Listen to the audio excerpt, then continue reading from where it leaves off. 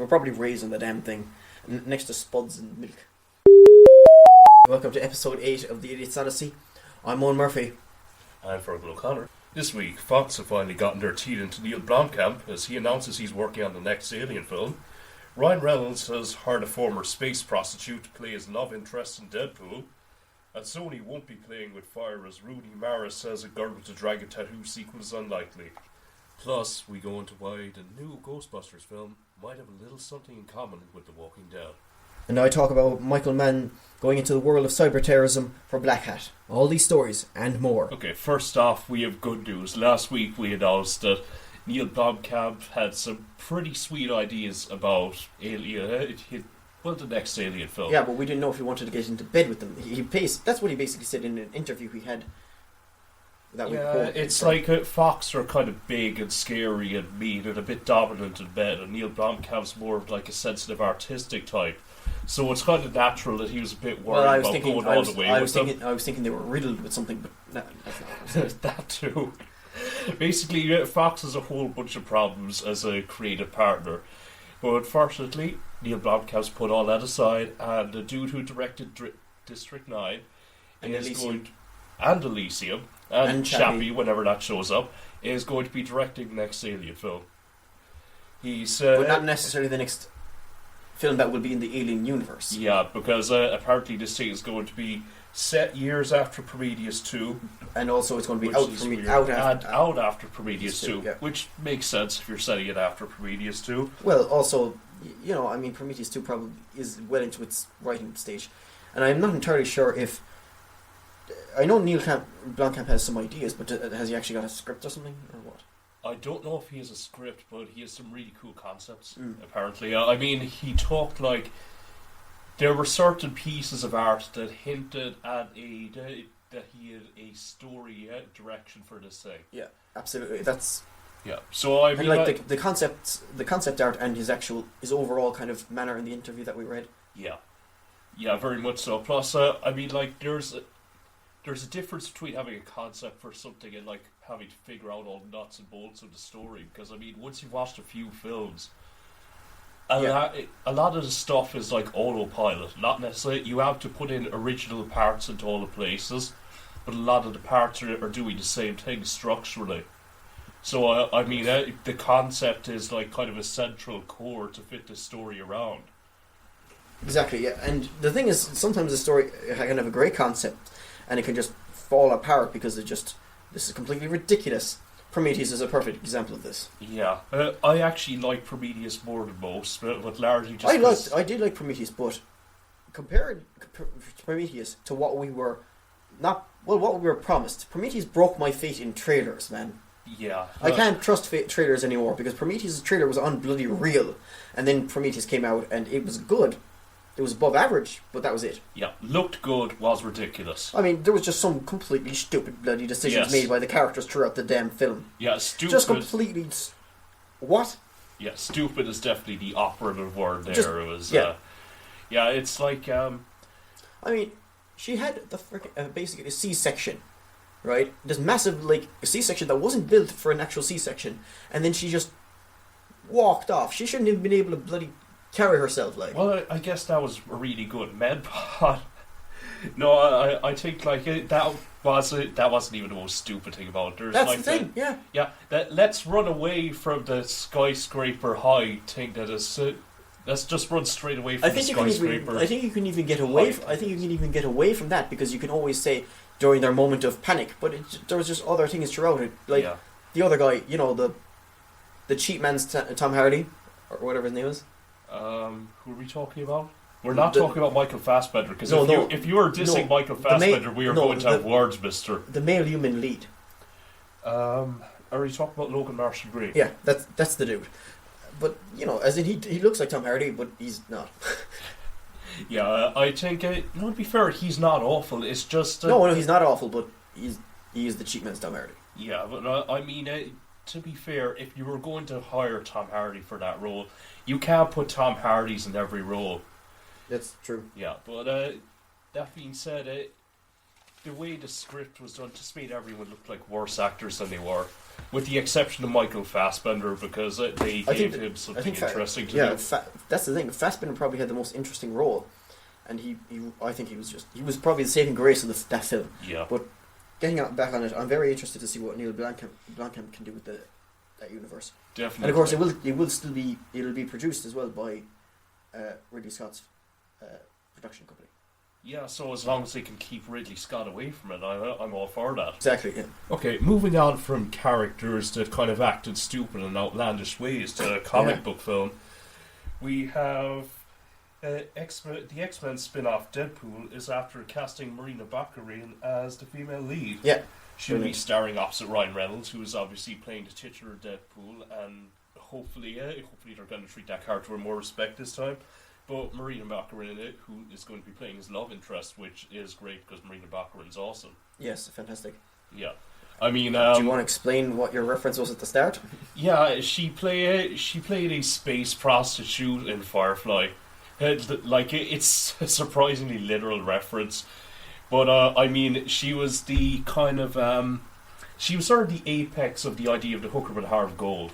Yeah. Yeah, I mean, she was a love interest, and I mean, a large part of that story, it was a Joss Whedon story, so it was obviously going to have, it was never going to be disrespectful to women anyway. It was just this idea that Nathan Fillion couldn't get over the idea that she was a prostitute, but there was a certain amount of sexual tension there for obvious reasons of having a love interest, but regardless, she's been in that. I've seen her in Gotham. She's been in Stargate SG-1, and she's been in V, as in Visitors, and I think that was it. Oh, she's also been in Homeland. Ah, yeah. She played Brody's wife. I haven't seen Homeland. I just know these things. One just knows these things, but she's regardless. She's a really charming actress. I think this is a good casting choice. I genuinely can't imagine. She can play with a heart of gold, like you were saying, but she can also play like a complete venomous bitch. Yeah, she's got both sides of this. Yeah, I've seen her bring a little bit of the crazy in Gotham. I'm watching Gotham. I'm sorry, okay, but I'm just really excited about this casting choice. Well, in both V, as far as I could tell, she was like the leader of the aliens, so she did have that venomous kind of charm. Yeah. And in Stargate SG-1, she played a very similar role, actually, now that I think about it. That's cool. So you've seen her sort of evil roles, and I've seen her good roles. Well, I've also seen Firefly as well. So between us, we sort of represent the duality of Marina Baccarin. Yeah. She's got a great range, which obviously, if you were wondering where this character is going, we can't tell you, because they're after picking someone who can play a little bit of everything. And just a good choice. And for those of you who are like me, who've been looking for that girl with the dragon tattoo sequel, the girl who played with fire, well, unfortunately, no such luck, because according to Rooney Mara, in a recent interview she did with E! News, I don't think it's going to happen. I'm sad never to do it again, but it doesn't seem to be it doesn't seem like it's on the cards, which is unfortunate because, you know. That's end of quote, of course. Yeah, I mean... Yeah, that was a very good one, and of course there were supposed to be two following up, which would have both been directed by David Fincher, and the last time I heard he wanted to do both of them back to back. That'd be awesome. That would have been awesome, but it doesn't look like it. But the thing is, they've written the screenplay, as far as I could tell, by the same guy who wrote the screen adaptation for Fight Club. Yeah, and there was the guy who wrote Searching for Bobby Fischer as well. Yeah. So you've got two decently competent screenwriters putting this thing together. They wouldn't have been cheap either. And according to firstshowing.net, yeah, they've already paid in, and I think they've basically said, and I tend to agree, that they probably would have to make use of the script somehow in a. Yeah. Plus, whether or not they actually use the same characters or not, but they could always change characters' names and stuff. There is the sweet add-on to this, another quote from the interview, that the script we have now has a huge potential, and I can reveal it is extremely different from the book. Yeah, exactly. Yeah, which I really hope that we see this thing at some point. Just because if Fincher was shepherding it, it's probably a good thing in any case. Yeah, obviously, like, the question whether he'd want to get his hands on that is unknown, but we'll see. I'm sure he'll probably surface again at some stage. You can't exactly bury something that's that you pay that much for. Yeah, I think like Fincher, though, he shows absolutely sensational decision making in terms of adapting anything to screen. So it's so much so that Fight Club, Gone Girl, absolutely, Girl with a Dragon Tattoo. All those, he makes story decisions that are going to come. Yeah, he knows how to transition. He knows he knows the right guys to put to place his bets on in terms of actually writing the damn thing, and he knows how to pull it off.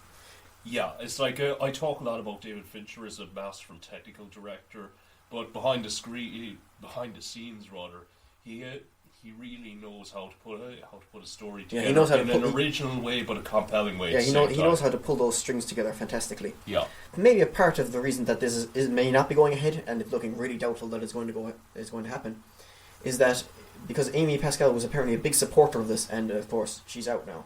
Yeah, I mean, I think that was rumored last week that Amy Pascal was the one who was really pushing for this one inside Sony.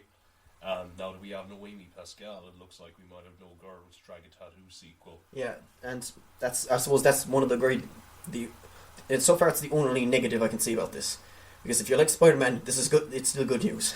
Now, just like we were saying earlier, how Logan Marshall Green would have been is the poor man's Tom Hardy. What's more evident than being a poor man's Tom Hardy than actually being the third choice for a role that was originally meant from Tom Hardy? That's right. The role of Rick Flag in the Suicide Squad has been filled by Joel Kinnaman, also known as the new RoboCop.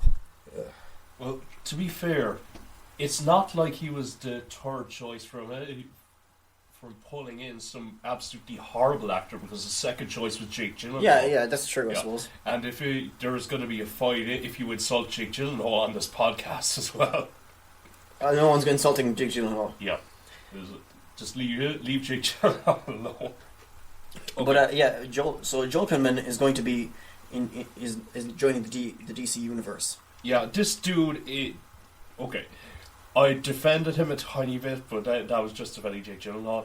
This guy is neither Jake Gyllenhaal, neither is he Tom Hardy. Yeah, the guy was basically like just RoboCop in like the worst RoboCop in like the most one of those.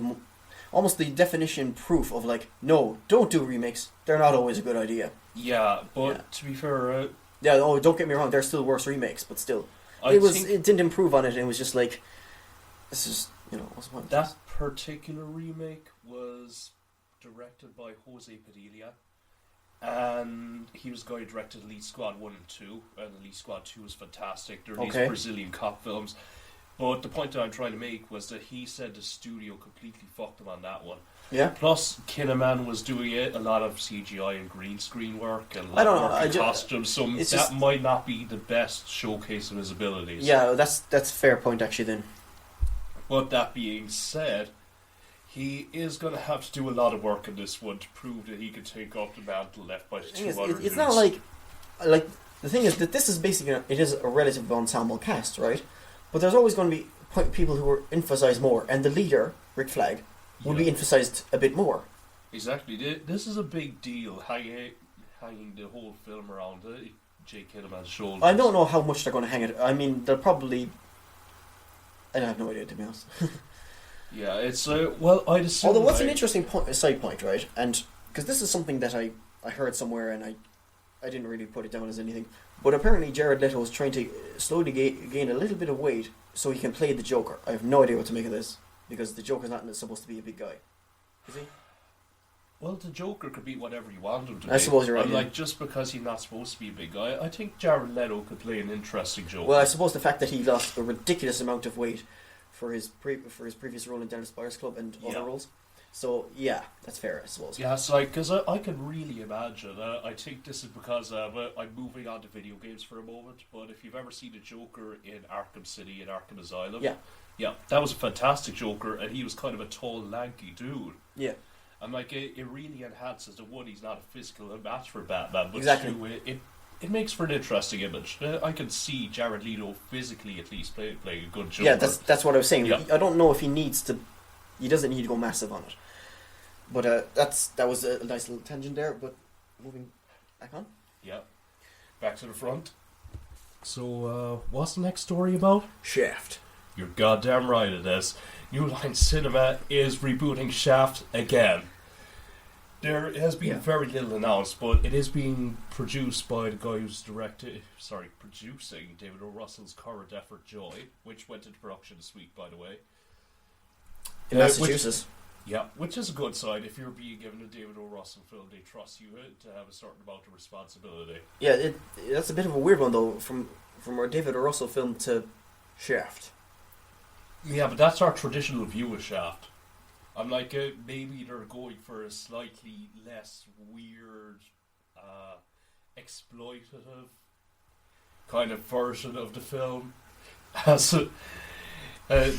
the tone of the other Shaft films was really sort of, I'm just going to call it a bit crass. Yes, and sometimes you got like a bit of crassness, but low down and dirty, is it? You could make the argument that they might have skipped across the line into being a bit racist occasionally. Really? What makes you say that?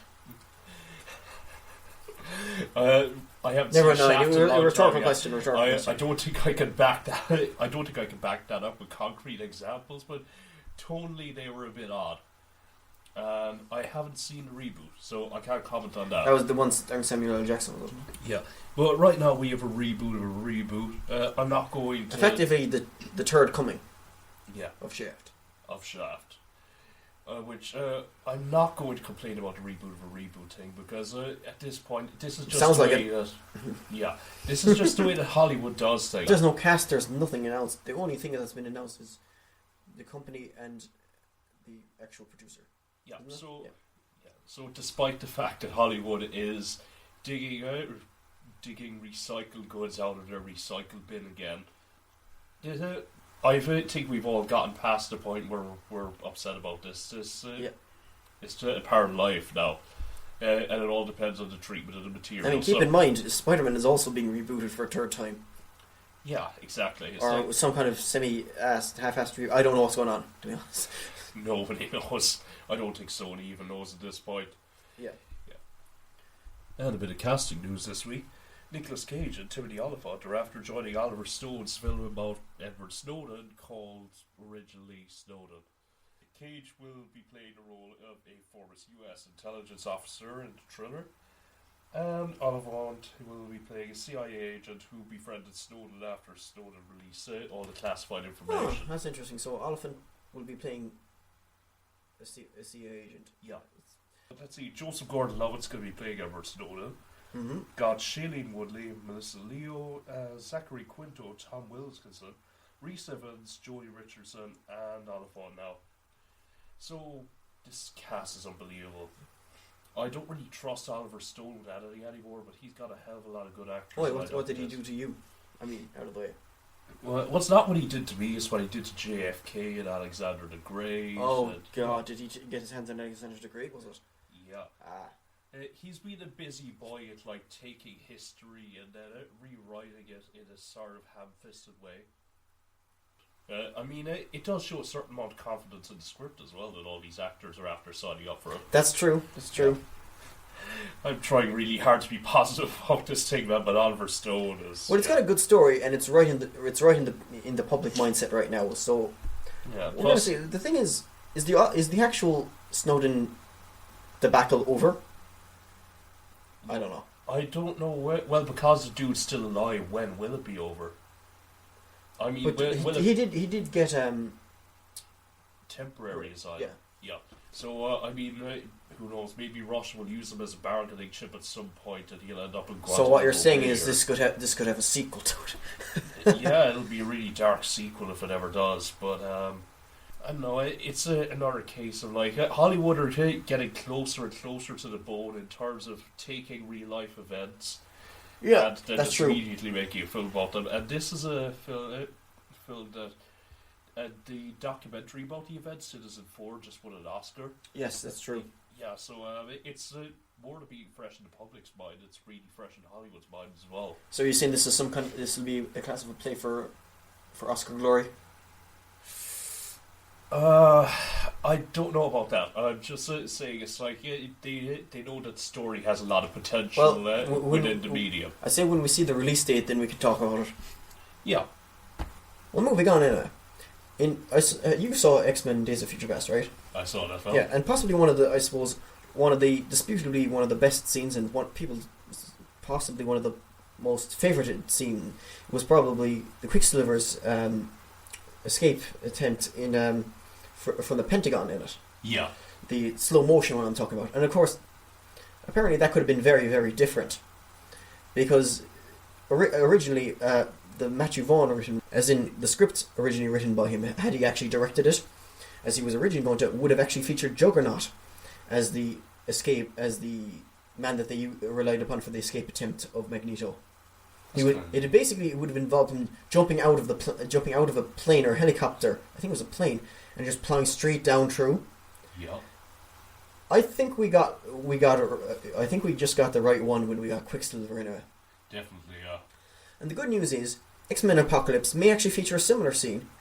Well, we don't know, but it will feature a similar character, because Quicksilver will be in, according to Peter Evans, will be in X-Men Apocalypse. So this is very interesting. Hopefully he's in longer for the 10 minutes than he was in the other one, but we'll see. I don't see how they can, in a way. What do you mean? Just because Quicksilver is grossly overpowered.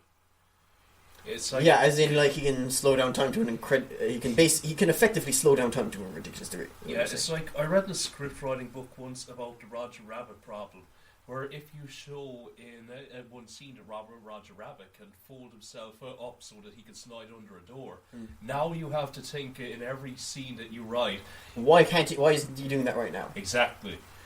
And there are a lot of problems with having Quicksilver in for the whole film. Because, you see, I'm actually aware of that's why he was only in for 10 minutes. Yeah. Because if you have him in for the rest, as in the entire thing becomes nullified. By the way, you've heard of how it should have ended the YouTube channel? Yep. Yeah, well, they basically did exactly that. How it should have ended, and it was Quicksilver. I will give the link in our show notes. Fortunately, Quicksilver gives no fucks, because otherwise that would have been a very short film unless they did the whole thing in slow-mo. Yeah. So, thankfully he had to stay home and to go to school, but whatever. But in other news about X-Men Apocalypse, a young Nightcrawler has been cast, and it'll be Cody Smith McPhee. Yeah, that was a kid who was in the role. I mean, like... Yeah, he featured as Boy in role. Yeah, and I have often espoused my hatred of child actors, but I love the role, and that kid could fucking act. Yeah. Like, it was him and Viggo Mortensen, both of which are awesome, and the kid was able to share the screen with Viggo Mortensen for the vast majority of the film. And that must have been tricky, because there was only the two of them, like. Yeah. Very, very difficult to pull off, but it was an unreal film made possible by that piece of casting. Watch that kid. At least back then he was good, and I'm hoping he can knock this one out of the park. But I am looking forward to it, though. Definitely. Unite the Seven is what the DC poster for supporting Aquaman says. Whether he's talking about the Seven Seas or the 7 members of the Justice League is a completely different question. Yeah, and I know that Aquaman can breathe water, right? Yes. He can breathe underwater, yes. I'm just wondering, can he breathe silver paint? Because it looks like for the poster they're after absolutely drowning him in it. Yeah, well, they definitely threw a bucket or two on him. But Jason Momoa is looking like a badass in that. Yeah, to be fair, I would not fuck with him, assuming that he can move under all that liquid metal.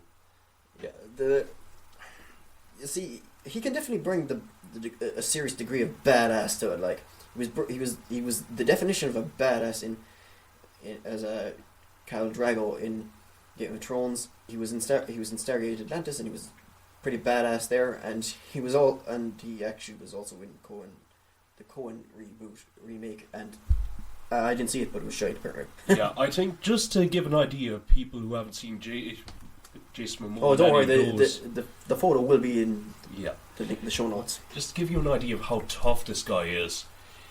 One of the producers played Mercy with Jason Momoa once, so over dinner when they were drunk. The producer goes home, his hand hurts a bit, so he brought it into the hospital, And the doctors took an X-ray of it, and then the doctor starts laughing and goes, "Your hand has been fucking crushed." Is what's after happening here? Jason Momoa is a fucking beast. Like, whatever gym he goes to, I mean, he's just a big guy, like. Yeah, he's a big guy, but I mean, that's some serious work there as well. Yeah, like. exactly. I mean, he's got a big frame onto which he's after strapping a motherfucking metric ton of muscle. And in terms of like this thing of like, you know, Aquaman being the pansy of the thing, I think he's going to in terms of casting, I think they got that right, haven't they? Yeah, they're after they're going to completely turn it on its head, I think, with him. Yeah, he doesn't look if they handle it right, they're going to be great. Exactly. Aquaman does not look like he has a sense of humor here. No. Speaking of posters being released, the Avengers Age of Ultron poster has been released. And there's no sign of Ultron on it. All the Avengers are there, basically, including Nick Fury. And, well, it looks like a horrible Photoshop job. But, yeah. Yeah, it's like, if it's not Photoshop, I think there must be something they're not telling us about the plot of this film, because someone's after joining the team who can squeeze a bunch of people into a very small space. Yeah, it does look like a very strange angle and everything, but it looks clearly Photoshop is the problem. Like, yeah. But you don't really expect it. To be honest, if I hadn't seen it coming from like the straight tweets and stuff, I would have thought it was fan made. Yeah. Also, what I can't help but notice is that Iron Man and Captain America are pretty much very right at the center of it now, as you'd expect, considering they're the pretty big stars for it. But it probably does hint towards the Civil War image. Yeah, plus they are the two characters who are doing the biggest business independently. Yeah, that's true as well. Yeah, so, you know, for marketing reasons, which is, and studio execs who use Photoshop make Chris Evans' biceps look like they're the size of my head. Absolutely love what the public are going to be turned on by. Yeah, obviously it's just sheer logic to put your big stars in the center, but at the same time, I can't help but it probably has something to do with that. Yeah, it probably has something to do with the Civil War. Definitely, and steroids. A motherfucking shitload of steroids. Yeah, probably. So basically, Robert Downey Jr., Chris Evans, and steroids are right in smack in the center of the photo. Yes. And moving on from that, stories that I'm really struggling to give a shit about anymore. Another 2 comic books are getting adapted into TV series. Yeah. And as you would expect, they're moving on to increasingly shitty characters. Oh, I think I heard you use this last before where they're going down. Yeah. Yeah. They went down the rabbit hole. They're reaching deep into the garbage bag now. It's like... That's not where you find the prime plum. Yeah, they're picking the tree bear at this point. It's like the first one. Fox is after ordering a pilot for Lucifer, a comic book about the Lord of Hell as he resigns his throne and abandons his kingdom for the shimmering insanity of LA, where he helps the LAPD punish criminals. Is this Marvel or... Wait, what's this? Is this Dark Horse or something? It is a DC one. No idea. Yeah.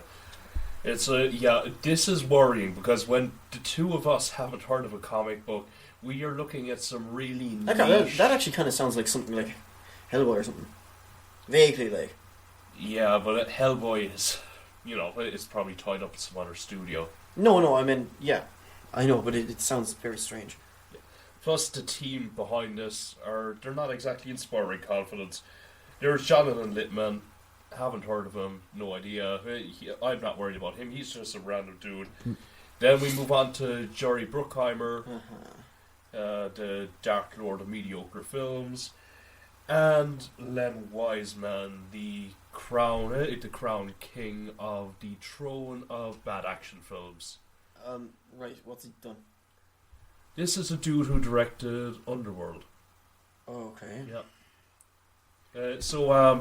Not looking forward to this one. What do they have left that's better? I mean, they're after so what you're selling saying off is a lot of the... Okay, yeah, the stuff that's worth money. Is Punisher DC? Punisher is Marvel. The Punisher. That one, that one seems prime for a reboot. I'm like, that's solid source material that can do something similar to this, while having a lot more brand recognition. Oh yeah, absolutely. Maybe their rights might be tied up somewhere else or something. Yeah. What was the other one? Oh, the other one is Dreadstar, a superhero TV series which is being developed by the creator of the comics, Jim Starlin. It's being picked up by Universal Cable Productions and a company called Bender Spink. Is this DC, Marvel, or what? Or am I going to have to play another game? This is... Oh, Marvel. Ah. Yeah. I thought Marvel had other guys going through Netflix and stuff. Apparently Marvel will sell off bits of the tree to anyone at this point. Plus, I think it might be a sub-label called Epic Comics. Oh, that's fair enough then. Yeah, it's based around Vant Dreadstar, the sole survivor of the entire Milky Way galaxy, and his crew, including cyborg sorcerer, Sizaiki Darklock. On their dangerous journey to end an ancient war between two evil empires. Don't worry, I'm sure Sizaiki won't, or Sizaiki or whatever, won't be too offended by you. Yeah, he's probably going to be okay.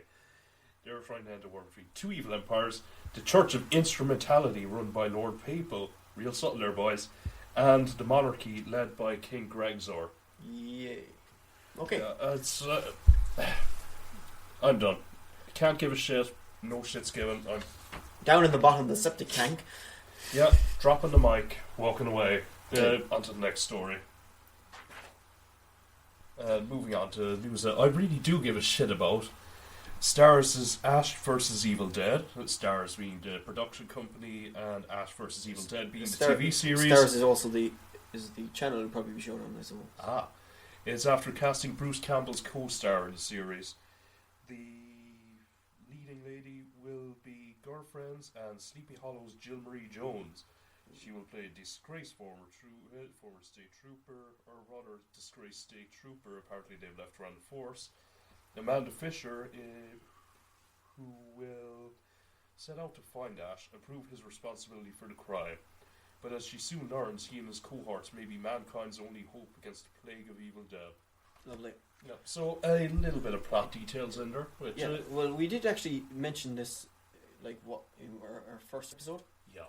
And which I basically ranted on about Stars for a little bit, but yeah, it's like Evil Dead. It's good to see that they're moving ahead anyway with the thing, with more and more information coming out. Yeah. Plus, it's a great property. It's got a lot of potential. Exactly, there is that. The first three were just absolute masterpieces of comic horror. But I thought it was only in the second one they really introduced the idea of comic horror. The first one was more straight up horror. Yeah, I'd have to look at it again, but at no point do I think it took it entirely seriously. No. Well, it'll begin shooting in New Zealand this spring, and it's set to debut on TV screens late this year. Lovely. And that could be exciting and interesting. Could be a good contrast or competition for The Walking Dead. Yeah, looking forward to that one. And speaking of The Walking Dead, apparently it's been an inspiration to Paul Feig to in his own words. I will say I was very inspired by this show. What I love is how they play with danger. They play with scariness, but also the idea that it's always about a gauntlet run, and that's something. An element I want to bring to this Ghostbusters reboot is having to get through these various obstacles that are supernatural and all that. I really feed off The Walking Dead, and he said, and that's in quotes, sorry, and he said this on an episode of AMC's The Talking Dead, which is a talk show where they talk about The Walking Dead. So this is very vague, to say the least. It's because, I kind of see what he's getting at, but there's always obstacles you overcome in every kind of idea like that. Yeah, what I get from this story is that he was finding some tenuous connection between his film and The Walking Dead, so he could be nice and say he felt inspired by it. Yeah, that's basically it. Now, the thing is, they're not going to go on the run. They're not going to go walking around through it. They're not, I don't know. It's just weird. I mean, that's a very literal interpretation. Yeah, okay, that's fair. Yeah. But the thing is, in The Walking Dead, the biggest obstacles aren't always the walkers, aren't always the zombies. It's people are the big problem as well.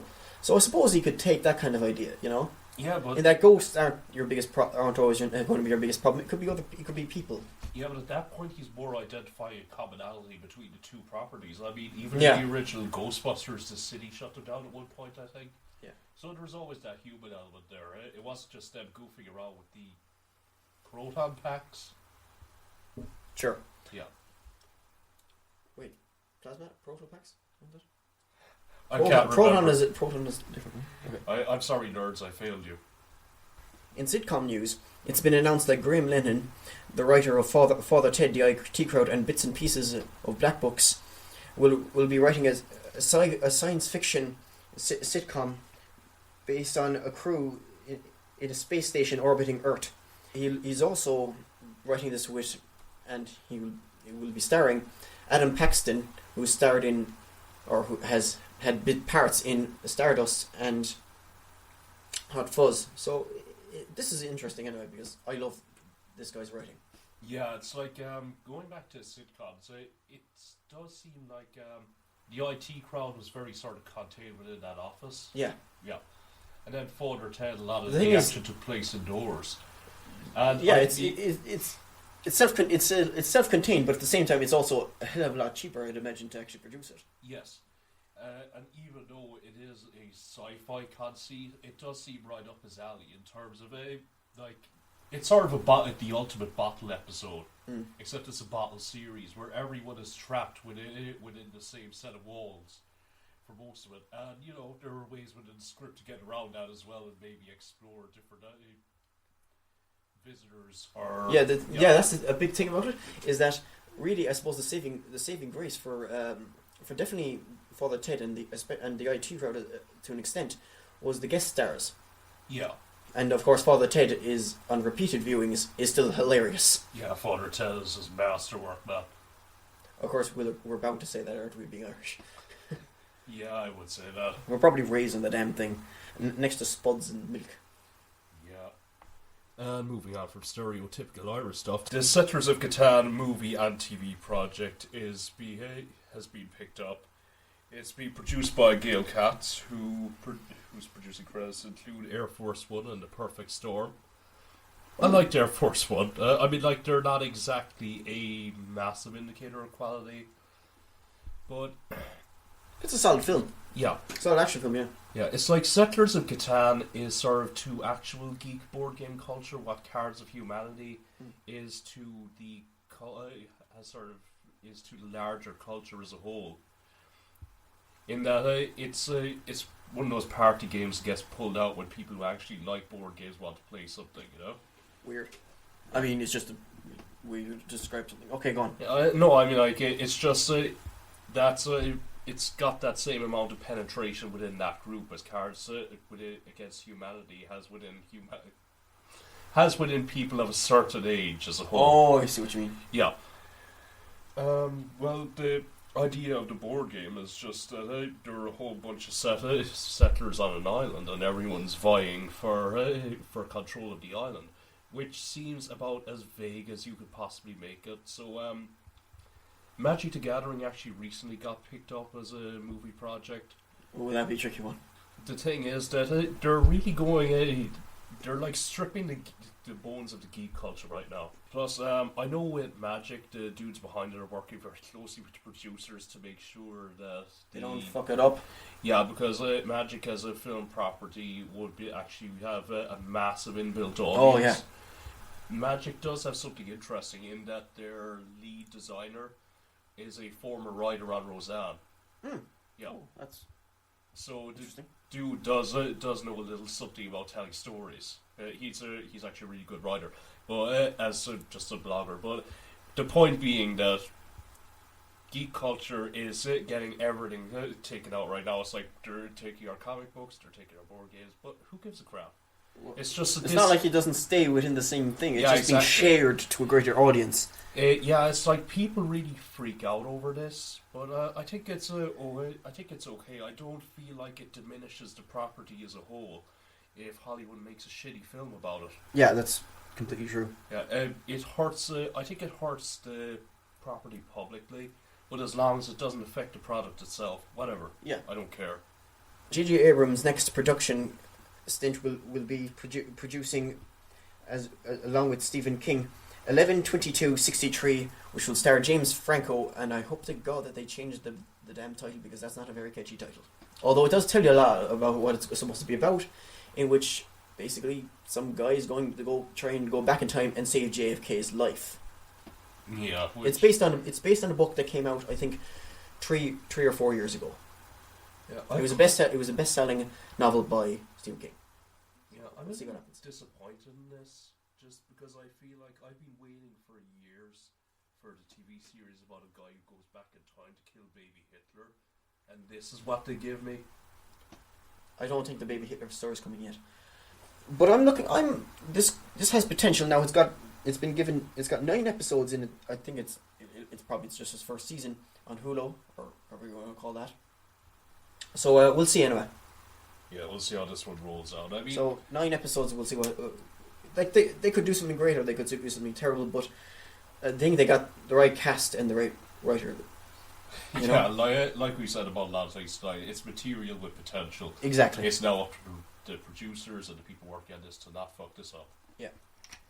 Mission Impossible 5's roller coaster is continuing anyway, because even though it was moved from Christmas Day until the middle of summer, it's now been production was halted last week because they didn't have an ending. At least none that they could actually all agree on, or that not everyone liked. Yeah. Now this might sound scary, but that being said, when Jeff Bridges was shooting Iron Man, when he was interviewed about that once, and I think what he said was, there was no script, man. So, and Iron Man turned out really well. So this isn't an indicator of complete To be fair, disaster. I mean, many films start off with no script or just bare script, or they're writing it as they're going. So this isn't a big thing. As long as they're at least the thing I'm thankful for, at least they're damn stopping before they figure it out. As in, they're not continuing to go, don't worry, we'll get there, and then they don't. But as of last hearing, they have in fact got it going again, because there was nighttime gunfight in London yesterday filmed yesterday. So, at least they're moving forward in that. Yeah, and I'm really hoping this one turns out well, because Christopher McQuarrie is one of my favourite guys working at Hollywood right now. He's really good at writing smart arse remarks and just great scenes. Yeah, that's true. He's the guy who wrote The Usual Suspects. If you need any more, if you need to know about some of this guy's Hollywood street cred. So yeah, I'm looking forward to like it's going to be interesting to see if they actually get it out in time, or they have to move it again. But we'll see, I guess. Plus, putting a positive spin on this, because I'm so desperately looking for this to be good. It does show that they're taking due care with the thing. Yeah, that's what I'm saying. Yeah, at least they halted it before and got it right before they continued on. Yeah. So obviously, like, I think they were stopped for about a week. So now that they've got it running again with the filming of those gunfights, that's probably the final scenes, I'd imagine, or something. Yeah, most likely. 50 Shades of Grey continues to stoke controversy and questions of people's mental health, as this week a woman has been arrested for flicking the bean, and effectively ended up in a completely different set of handcuffs than she wanted. There has been some stabbing incidences because of 50 Shades of Grey, and there's also been rushing of cinemas by teenagers who couldn't get into 50 Shades of Grey. Yeah, teenagers gonna riot. Although, to be fair, I'm sure there's plenty of wet floors around the place. Yeah, I'd say, is anyone really surprised by this? I almost No. feel like it'd be more news if, like, no women had been caught saying hi to the little boy in the canoe in cinemas at 50 Shades of Grey. Just because that's the entire purpose of the book. And I mean, like, that's okay, but I mean, like, it's going to bring out the crowd of people who just like to chill off in cinemas. So you're saying you're alright with them buttering their muffin, is it? Yeah, exactly. I mean, if you want to fondle the fig, that's perfectly okay. The problem is when you want to roll the dough in somewhere that's not the comfort of your own home. That's when we're going to have a problem. We have enough pervy old men. We don't need pervy old women. So you don't want them softening the peach in cinemas, is it? No, it's like they need to stop shucking the oyster. Basically, that's what security is there for. They're watching out for people fingering the culprit or feeding her horse inside there. It's the whole thing is basically, it's just breaking the rules of the cinema. I mean, you don't drown the 5-headed snake in your cinema seat. So can I ask you then, where exactly are you for them driving Miss Daisy? I know, I'm okay with women going. It's like the only thing you should be going knuckle deep into in the cinema is your popcorn, basically. It's it's not the time and place for it. I mean, like we all knew 50 Shades to bring out the bad crowd who were they just wanted to pay lip service, you know. But it's like even so, this is something that the film was going to bring up. I don't think it's avoidable, really.